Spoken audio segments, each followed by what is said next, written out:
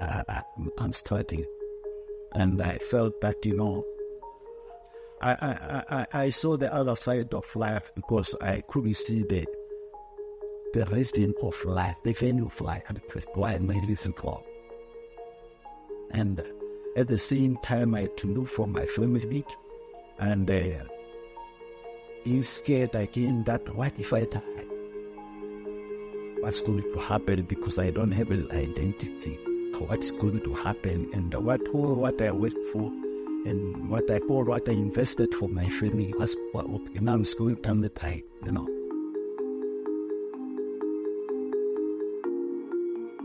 Hello, and thank you for joining us on the first episode of Unblock My ID, Unlock My Life, a podcast developed by the Statelessness Unit of Lawyers for Human Rights.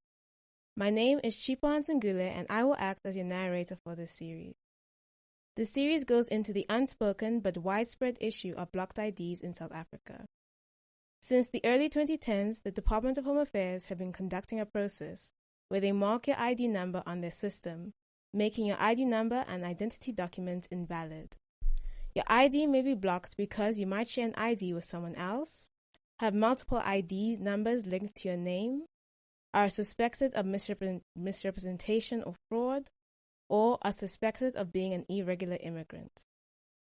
The process makes your ID and documents useless as Home Affairs goes about its investigation into your citizenship. Since the process began, almost 2 million IDs have been blocked, meaning 2 million South Africans who couldn't use their IDs to apply for birth, marriage, and death certificates, apply for driver's licenses, open a bank account, and much more. The Minister of Home Affairs states that as long as an individual attends Home Affairs and submits the necessary documents, the investigation should be concluded in a matter of weeks. However, Lawyers for Human Rights found that this process takes more than 10 years to resolve in some cases. In the Pretoria High Court, on September 20th, 2023, Lawyers for Human Rights took the Department of Home Affairs to court concerning the practice of blocking IDs. Our objective is to challenge the constitutionality of this process and the methods employed by Home Affairs in implementing ID blocks. While the court's decision is pending, we created this podcast to make the general South African public aware about ID blocking. In this episode, we will delve into this practice, tracing its origins from the apartheid era to the present day. We will explain the concept of ID blocking, how it happens, and the personal impact it has on individuals. Moreover, we will present our perspective on how we believe Home Affairs may be acting in violation of the law in this regard. Phineas Ndlovu and George Michael Maluleka will share their journey of a blocked ID with you. We will also be hearing from two legal experts who have dealt extensively in this work.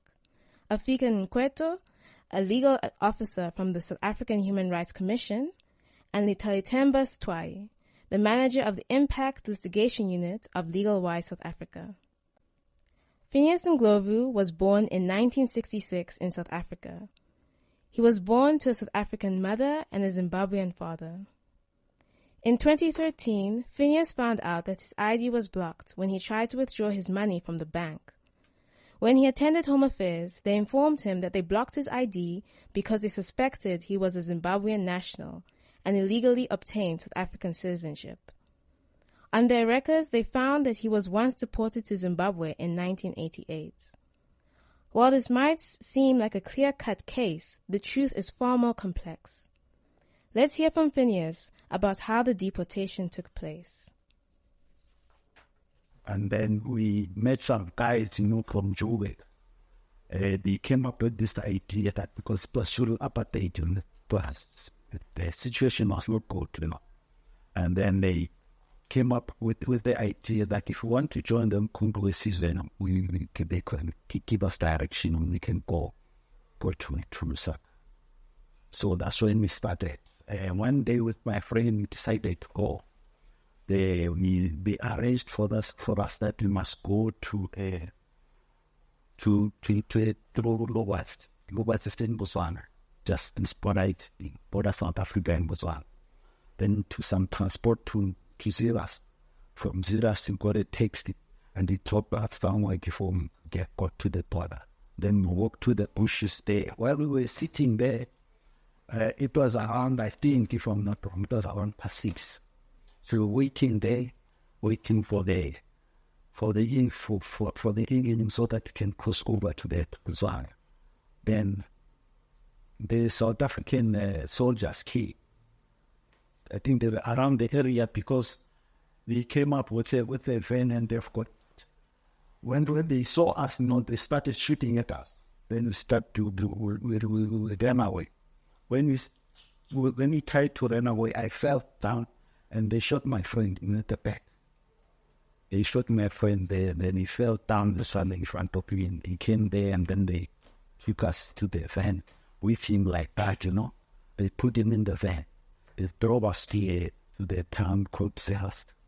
That's where they went there to Zelast. They put us in jail in Zelast there. Because in that car, there were 3 guys, 2 from Zimbabwe and 1 from Namibia. So they just took it without saying anything. They put us in there, and then the guy was injured. I think they took him to hospital. Then we went and slept there. The following day, there was nothing. We were just in there. We are in jail now without telling us what's happened. But inside there were guys from different countries, because I remember that the guy from Namibia was there, and some guys from some from Zimbabwe, I think some from Mozambique and Koda. So we were there. They were busy preparing for the guys for deportation. All those were in the country he had. So then I was just there without asking me anything. So we were there. The following week, we were taken to Zimbabwe, but we went via a Krugerstop because there are some other guys who were in Krugerstop. So we went via Krugerstop. They took some of those guys. They came in a very other truck. We used to call it Gomba over there. We went into that truck, and then they drove us to Beitbridge. When we got to Beitbridge, we crossed the border on the other side of Zimbabwe, and in Beitbridge, we went there. It was in jail as well. We slept in jail. The following morning, then we went to court. In court, that's when I explained myself, because at least that side, they could tell you, ask you questions, Unlike this side, they didn't ask me anything. They just took me, and then they decided to take me to Zimbabwe with the other guys, And I was scared to tell them that we are going to fight, we are going to join them controversies as well. I just decided to keep quiet, And then we went there. That following day, we were in Beitbridge. Now we are in court there. I told the magistrate my story. At least they listened to my story. And then I was, the very same day, they put me aside, and then they dealt with all the other guys there. And then the very same day, they arranged me a letter. They arranged a letter so that they can bring me back into the country. So they wrote a letter. There was a train that was coming from Zimbabwe coming to South Africa via Beitbridge. So they put me into that train. It was coming at night. They put me into that train, then back to the country. So my one of my brothers was working in Krugerstop. Then I went to Joburg. From there, I went to Krugerstop, because they didn't know where I was. They were looking for me because I spent almost 2 weeks in Zimbabwe without knowing where I was. And then when I came back, getting to Joburg, and then I went to him because there was nearer to Krugerstop is nearer to Joburg, so I went to him then.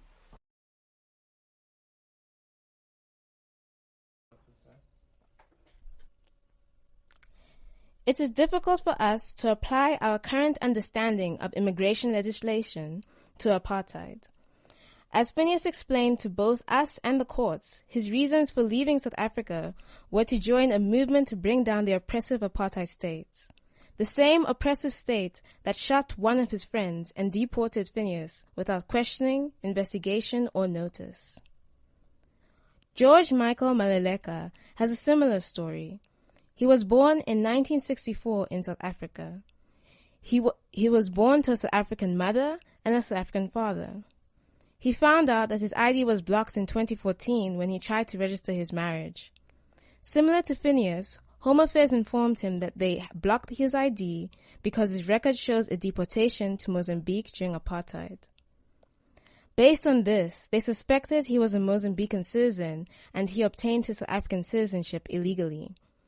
However, as George will explain now, he was also deported without questioning, investigation, or notice by the apartheid police. While he was a farm worker in Mpumalanga to assist his family, the police came, rounded up a number of workers, and deported them all to Mozambique, regardless of their documentation or status in South Africa.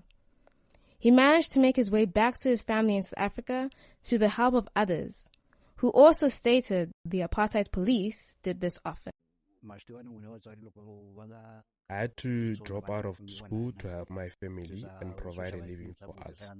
As I was working and jumping from one job to another, I found myself facing immigration officers and I was deported to Mozambique. I stayed there for 4 years, where I was held with other people who were also deported and were released. After a while, I came across an elderly man who helped me to go back to South Africa to my mother, and my mother took me to Home Affairs to sort out my Simply because there's a deportation by the apartheid police on the record doesn't mean that Phineas, with his South African mother, and George, with his South African parents, are not South African or obtained their citizenship illegally. As shown in both cases, the reasons behind why their ID was blocked requires Home Affairs to have a greater understanding of the practices of the apartheid states and how the states utilize various methods to strip Black South Africans of their South African citizenship. Afika can help explain the nuance Home Affairs needs in these cases. On this issue, because firstly, what the South African government back then did in the apartheid era was that they used something like the Population Registration Act. And what that particular act did is that it completely it classified people by their race groups. And so once you were identified by a particular race group, you had different access to benefits and or rights that the state afforded you. So obviously, as people of color, you were given limited resources or limited access to things that you would need. Furthermore, then when you have something like the Bantustan Act, for example, which then further denaturalizes South African citizens by saying you're not a South African citizen, you actually just belong to this particular small Bantustan, and only there can you exist with whatever right that particular Bantustan affords you. But in terms of the greater South African country, you don't exist. And so that's how the deportation that gets used as a tool, because we can't register you. You can't register as a normal South African. You only have this particular small passport in a Bantustan, for example. So it's easy to fling you out of the country because what's the recourse? On the other side, you're not a real person in terms of the South African government. So it's easy to just flee you out of into another country without there being recourse to say, but no, I actually belong here, and here's my proof of documentation, because documentation itself is also something that you couldn't access during the apartheid era. So that's how these issues manifested from back then, and we still have the echoes of that issue happening now. It was for this reason that the 1994 elections was so important to our country. As Afika and Italitemba will explain, one of the main goals on the transition period was to recognize Black South Africans as South African and enforce their citizenship into law and administration, a complex process which still affects the records of Home Affairs today. So with the 1994 election, taking into account even the dissolving of the Bantustan of the homeland, even part of deportation meant you were sent to the Transkei. If you were found in the Greater Eastern Cape region or the Cape at that time, and you were either from the Transkei or the Ciskei, you would be sent there because that was technically a different country. So now with everybody and everything having kind of to be amalgamated, now we're all coming together, we're creating these 9 provinces, which are diverse in themselves. We now have to also look at, we are voting in 1994 in April, and now we need to take everyone who's been on different registers or no registers, and we need to add them to the same register so that we can now identify everyone and give everybody the same ID book. So now we have all of these millions of people who made up the majority having to be put on the system that didn't have everyone on there. So you can imagine some of the chaos that was kind of happening at the time, but trying to get people on that safe system in such a short period of time. Regardless, this is one of the defining moments of our country's history. With their South African citizenship now recognized, the ID books empowered Phineas and George to vote in 1994 and help usher in South Africa's democratic state.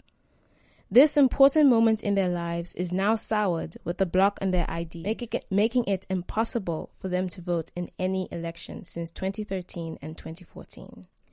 Now that we have given you some context on their stories, let's hear how Home Affairs blocks an ID. For Phineas, his journey with ID blocking starts in 2013. I went to the bank one day. I wanted to get some money. So when I got there, they produced my IDs to get the money. So the tenant told me that she couldn't have it because the ID stopped. I asked her why. She said I must go to Home Affairs and find out. She doesn't know. And I was at work. It was my last time at work. I was working in the company in Citizenship.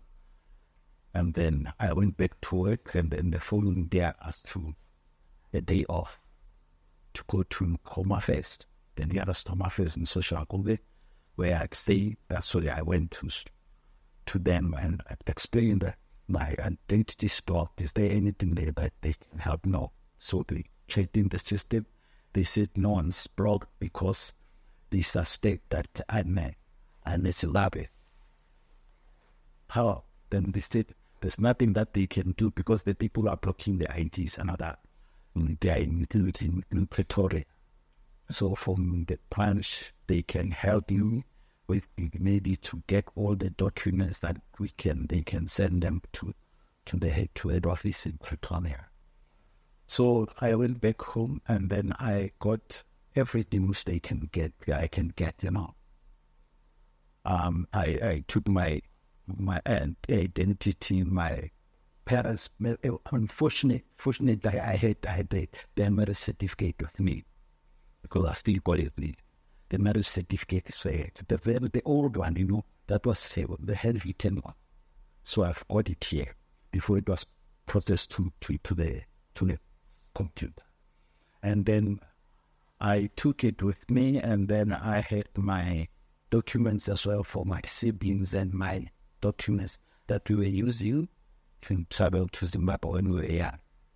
I took them with me, and then I went back to there. When I got there, they took my fingerprints, they sent them to Pretoria for fingerprint that they took out here over and blocked that ID. And then they said they'll call me.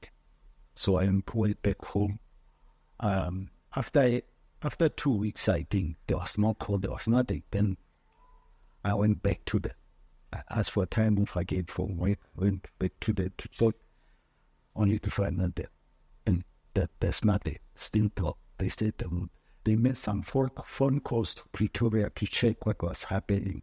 So those people, they said, will tell them, they'll tell them, they'll give them feedback. They are still investigating. Okay, fine. I went back to work. I think after 2 months, where I was waiting, they were changing the thing. We used to go over, So now they're using the access card system. So when they tried to make my access card, they couldn't go through as well. So that's when I lost my job. I had to lose my job. Then after that, they said, no, go and fix up your issue, then you'll come back. I went home. My ID was blocked. And then I had to go to Home Affairs again, trying to get help. And since then, it was in 2013. I tried, I don't know how many times I went there. Okay, there was a guy in there who was working for migration department in social media who used to help me. He was, every time when I went there, he was trying to phone and get everything, but there was nothing wrong. There was nothing happening. Until the manager of the social movie came into that issue as well. He tried her best, and then they said, no, go back to where you get us your school document, where you started school. Get us that document. And then I went to Rustenburg, where I started my school in Mosontal. I got it. I took it to them. On my face, I gave it to them. Then I waited. Nothing happened. So I used to go there, they never phoned me or did anything. I went to the company where my father was working. I got the documents, his documents, and I brought them with their marriage certificates with my mother's identity and everything, including my status. I gave it to them, but nothing happened. George was also caught off guard when he went to register his marriage in 2014, only to find out that his ID was blocked. When he was directed to immigration officers of Home Affairs, he was informed he would have to go through the same journey as Phineas. He gathered multiple documents that proved his South African citizenship, including his parents' South African IDs. He even obtained a letter from the Mozambican consulate that confirmed he was not a Mozambican citizen. After a while, I got married and we had to register our marriage. That's where my issue with my ID started. I was told that my ID is blocked. I was told that I was a foreigner from Mozambique and I was not helped. Before I left, I asked what I can do to get help with this issue. I was told that I need to bring an ID of both of my parents and birth certificates, letters at school, and death certificate. I submitted a few documents, including death documents, and they refused to unblock my ID. Both Phineas and George have made multiple attempts to try and unblock their IDs. Phineas has provided multiple documents and made himself available for interview, attended and contacted Home Affairs multiple times, with little to no movement on the investigation into his blocked ID. He has even tried to seek assistance from Scorpion and the presidential hotline. And he affected me badly, I'm telling you, and I don't know, because I went several times to Home Affairs trying to get some help, and because they couldn't help me now, I decided that maybe one of the net Home Affairs decided maybe just go to the press and tell them the story, or maybe go to Skopje, That's when I decided to go to Skopje. I came to Skopje in town, so I had to join the Scorpion, and then they checked my case. They said, no, this is a serious case. You can't join by 50 rand, They have keeping some more money because this is a serious case and all that, okay? I joined Scorpion. At one stage, they called me that I must come, and so I went to them there, and then they phoned Home Affairs. After processing all the documents, they phoned Home Affairs. Some ladies there told them that they can't open my ID because I'm not a South African citizen. So it was like that, and then I went back home without any solution. I decided one day that maybe I must also go to the public outlet. Yes. I went there. I remember when I got there, it was load shedding, When I got there, it was load shedding. They couldn't go into the system. They gave me a piece of paper so that I can write my statement and all that. I had the particulars. Okay, there was nothing I could do. I wrote my statement, and lucky enough, I had some documents in my hand, with some copies. I left the copies with them, and then I went to come open that Monday and I'll get stoned and lost. And I didn't until I met some follow up with them.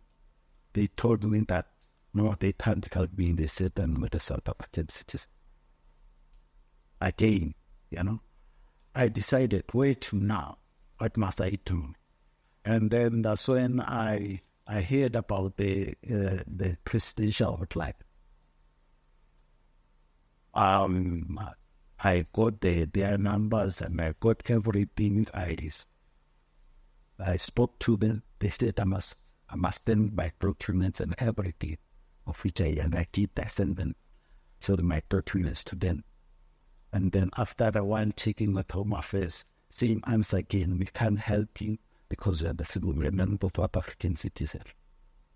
So until now, I decided to come here, come to the human rights lawyers. And it took some time as well, because as I was doing all that, I was communicating with Home Affairs because I could go now, going to into the ministry's, emails and email advice, or them send my email back. And there are some, at first, we communicated. They were like, no, we'll check and then we'll come back to you.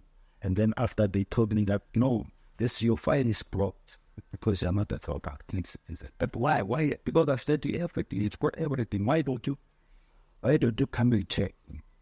They said, no, it happens. And then I went back to Social, so it was Social probably. I went to Social was on tight.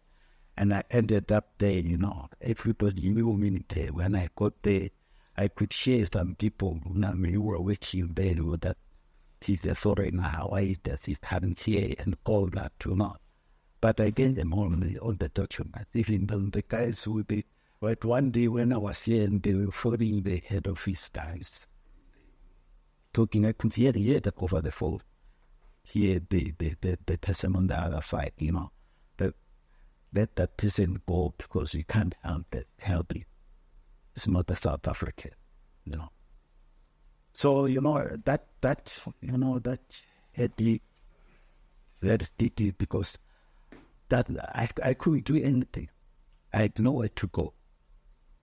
Because the people I thought they would help me, they couldn't help me, they didn't want to talk to me because at some stage the manager of social media wanted them to come and interview me there, but they didn't come. Because he was still working, George was able to hire a lawyer to take Home Affairs to court over his blocked ID. In 2018, the lawyers successfully obtained a court order from the Pretoria High Court that ordered Home Affairs to lift the block on George's ID, confirming that the deportation done by the apartheid government was not conducted lawfully and confirming George's South African citizenship. However, even when he showed this court order to Home Affairs, they still did not unblock his ID. At this point, he had to let his lawyer go, as he had been let go from his job and was unable to keep paying him. It wasn't until September 2023 when Lawyers for Human Rights made follow-ups with Home Affairs on George's behalf and threatened them with contempt of court that they contacted George and told him that they had unblocked his ID in 2021. From 2021 to 2023, he never received a call or email from Home Affairs informing him of this. I then approached private lawyers in 2015 for assistance, and the court granted me a court order. The court order took time to be granted, and for Home Affairs, it took time for them to respond to it. In 2019, we tried to approach Home Affairs to implement my court order and unblock my ID. But the Home Affairs process was tiring, going up and down. Most of the time when people are in these situations, people's rights are not considered. Home Affairs staff will call you names and shame you, calling you a foreigner and a fraudster. With regards to contempt of court, I couldn't do it since I did not have any money to pay my lawyer. I then approached Lawyers for Human Rights for assistance, and they fought for me to get my ID unblocked. From the beginning, we can start to see the multiple issues with how Home Affairs goes about blocking IDs. Both Phineas and George were not notified about the block of their ID. They only found out when Phineas went to the bank and when George tried to register his marriage certificate. Others have found out when they tried to access their SASSA grants from their employers or schools, or when their child tries to apply for IDs. Once you attend Home Affairs, you begin a very long, expensive journey to try and prove your African citizenship. You must gather multiple documents from family, community members, hospitals, and schools. Sometimes the documentation isn't available, as in George's case where he was born at home, or Phineas's case where his primary school had closed down and the building was demolished. Some must pay for expensive DNA tests with family members who are South African citizens. Finally, it is a hassle to get the investigation concluded. Home Affairs officials often don't call clients to give them updates, and it takes some time before you can get an interview, even if you attend the offices yourself multiple times. If you can afford it, you can hire a lawyer to take Home Affairs to court. However, even then, Home Affairs doesn't comply with court orders that order them to unblock the ID. Litalitemba and Afika can explain the significant issues with the process and of blocking IDs. It is a big issue. The minister had to go to Parliament to go kind of account and talk about this issue. And in that statement, he mentioned that there were about 800,000, above 800,000 blocked IDs and issues relating to it in South Africa. And they listed some of the items as to why an ID would be blocked. So, for example, duplicate IDs. If, for example, I have two different ID numbers allocated to me, or if me and another person share the same ID, and that's an administrative issue because we don't give ourselves IDs. So when that happens, that is one of the reasons that they use to block the ID. And even with kind of our research that we kind of had with regard to the case, we realized that similar to that, like it was similar kind of issues, including when you now find out, because most of the time you're not told your ID is blocked. You're going to do something. You're going to the bank to apply for a loan. You're trying to register your child. You're trying to get a passport to leave the country, and then you're told your ID is blocked.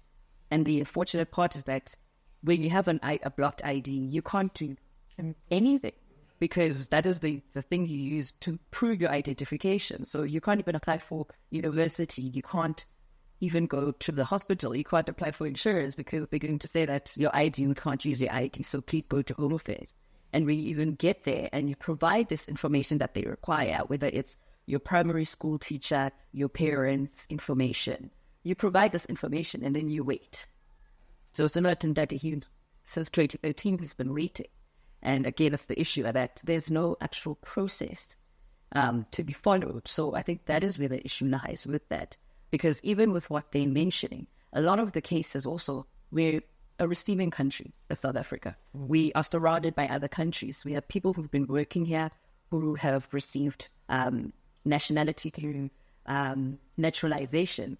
But the way you get a South African citizenship is through your parents, is through birth. So if your mom or your dad is South African, you're entitled to South African citizen. So even with that saying that, but my mother is a South African citizen, so what do you mean I'm not? Yes, he's equally entitled to the Zimbabwean citizen as he is to the South African one through his parent. So it's almost like it's when your ID is blocked, you're just in limbo. And even though you actually have the ability, like he is a South African citizen through his mother. So what then is the issue? I think the first issue is that there's a glaring lack of processes or mechanisms in place to unlock your ID. So, for example, that has gone through the correct process and provided them the necessary kind of documentation that is needed to unlock the ID. But then the question then becomes, how do you then translate this material into unlocking the ID? So there's a lack of procedures in place by the department to effectively address this issue. And so it almost kind of feels like it doesn't matter how much people can provide the necessary documentation without there being a process internally from the Department of Home Affairs to actually unlock these IDs. This issue is going to be a perpetual one that keeps running and running until hopefully the court can give us some kind of answer as to what needs to be put in place in order for people to then have the IDs effectively unlocked. These issues exist due to a lack of legislation that empowers Home Affairs to block IDs. While Home Affairs claims it is necessary to block IDs, they have also admitted there is nothing in South African law that allows them to block IDs, and this informs the officials on how they can block and unblock IDs. As Afika will explain, this results in our current situation where people are caught off guard with a block on their ID and have to struggle through long delays and a lack of communication from Home Affairs. Now, that's the issues, the idea of law is that it's going to create clarity and certainty on certain issues. But the problem is that because there's a vacuum in this particular piece of legislation that doesn't allow for mechanisms for unblocking, or even blocking for that matter, there's nothing particularly clear about what it is that empowers you to block, and then what the steps that you're meant to take once you've got an idea. So we can, theorize around that based on what the law says in terms of just administrative action. But in terms of the actual existing legislation, that's silent on that issue. And so when there's no clarity on that particular issue, it becomes impossible to do anything, because how are you then acting without there being a clear legislative framework in which you're complying with? So I think that's part of the difficulties. I'm not going to say that it's an unwillingness on the part of the department to process and unblock the IDs, but there's almost an inability because there's no existing framework or legislation to allow for that to happen. And that's what leads to one of these incredibly long delays for people to get their IDs unblocked. And also, you'll find that because there's no appeals process or something that you could directly engage about this process, the only way we've seen that people can successfully, in many instances, get their IDs unblocked is through litigation in a court process. And that's a concern, because you should be able to have an existing mechanism which you make your representations, they do their investigations as they're entitled to, as the Department of Home Affairs do their due diligence. And once there's clarity on your particular situation individually, then they can unblock that ID. But unfortunately, we're not seeing that happen at the moment. As Litale Temba said before, a blocked ID leaves people in limbo. An ID is not only used for proving your South African citizenship or permanent residency, but also used by the government, schools, employers, banks, SASSA, and private businesses to help you access their goods and services. If your ID is blocked in Home Affairs, your ID is blocked with almost every other institution in the country. Let's hear from Phineas and George how this had severe effects on their lives. So it affected me badly, because that's when I lost everything, and not only myself, but my family as well, because I'm married, I'm married with 3 siblings, and so I had to stay home. And my child was in a private school, so I couldn't pay the fees. She was after effect, so I had to take her back now to get a school, the nearest school in social building. And that affected her bit, I'm telling you, because since from then she didn't perform school, and now I'm telling you, I'm sitting here, she's struggling to cope because she ended up need to try herself, and it affected Betty because everything now came back to me. Everybody gave me, and I was the father, and I'm there to support my family and all that. I don't have money. My wife is working in the cleaning industry, so she's not getting enough to support us. Blocking of IDs are a serious issue. When you are in this situation, you cannot do anything at all. Your life is stuck, there's no life. No job means no living. No ID, no license, no passport, no bank account, no loan. It is heavy in the heart. Home Affairs is inconsiderate of our sufferings. It is painful. You cannot even help your children with anything. I had everything before my ID got blocked, but I then had to sell some of my cars to pay for lawyers. Now, since I have my ID, I'm going to go look for a job, but I'm concerned about my age because I'm not young anymore. The unlawful way Home Affairs goes about blocking and unblocking IDs intensifies the effects of blocked IDs. The expensive and time-consuming gathering of documents can be taxing on any person, but it is worsened when someone has been let go from their job and loses their sources of income. The long delays and lack of communication keep people in this vulnerable state for longer than necessary and affects family members who have to help carry this burden. Even after the ID is unblocked, the effects are irreversible and will linger for a long time. As such, Afika, Ditalitemba, Phineas and George have some advice on how Home Affairs may approach blocking of IDs and what they must keep in mind when doing so. Yeah.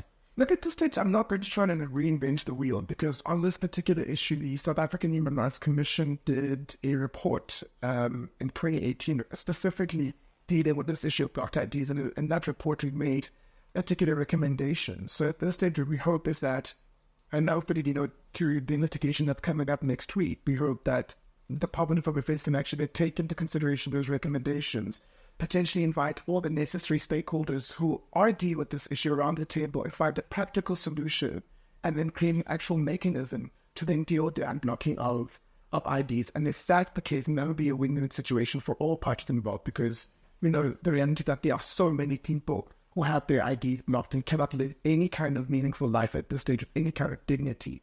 So we think that it's incredibly important that they, focus on the recommendations that the Commission has made, take into consideration what other Chapter 9 institutions or NGOs are saying on this particular issue, take that on board, and then create a system once and for all to then eradicate the issue of these unattended to blocked IDs. That would be the best solution at this stage. I would advise. Each country has its own sovereignty. Each country has the power to regulate itself. And the Department of Home Affairs has that power also to kind of regulate how we do even immigration, how we do registry of people. But that power has to be constitutionally compliant.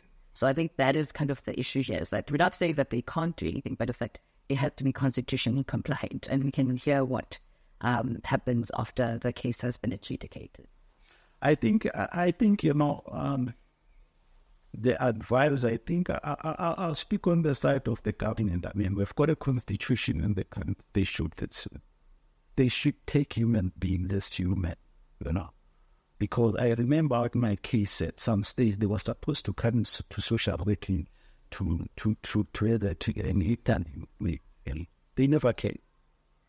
I waited for them. I even told them in one of my emails that they must go into archives, go to press and check into their archives. That's information that they can get about me. But that would never happen. So such things, it's I don't know what's going to happen. I'm just thinking that for me, being here today, something will happen, Maybe they will change, and then because I think what they are doing is not what the Constitution says. No, because I've got a family. I'm a South African. I've got the documents. Why now? I've got everything to prove. I'm not buying my citizenship. I'm not buying.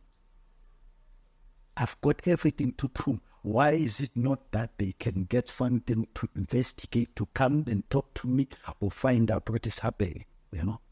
I've got everything to prove. And I've been waiting since 2020. I've been waiting for somebody to say, I even said, listen, because when I grew up, we used to hear this vaccination. I told them that, listen, I still got the maps that I can show you. You can send your doctor to check my body. I've got the maps to show off that I am a South African, because that was compulsory during that time. Nothing happened until today. I'm still waiting for them to come. That's why I'm sitting here today, just hoping that make tomorrow something good. I pled with Home Affairs to invest properly in this issue.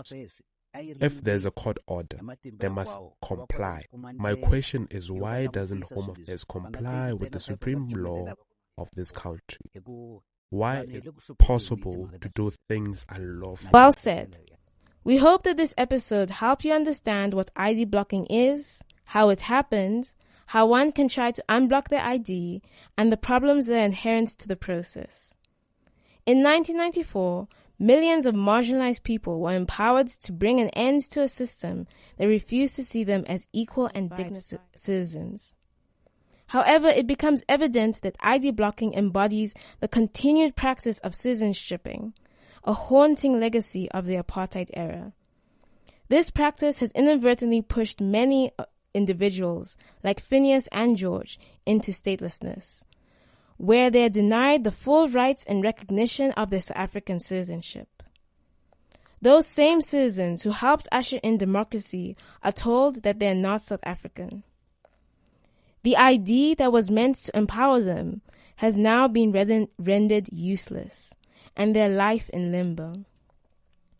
Addressing these issues is not just a matter of bureaucratic correction, it echoes the call for justice and equality that has resonated throughout South Africa's history. In the next episode of Unblock My ID, Unlock My Life, we will go deeper into the effects of ID blocking on those affected and their families.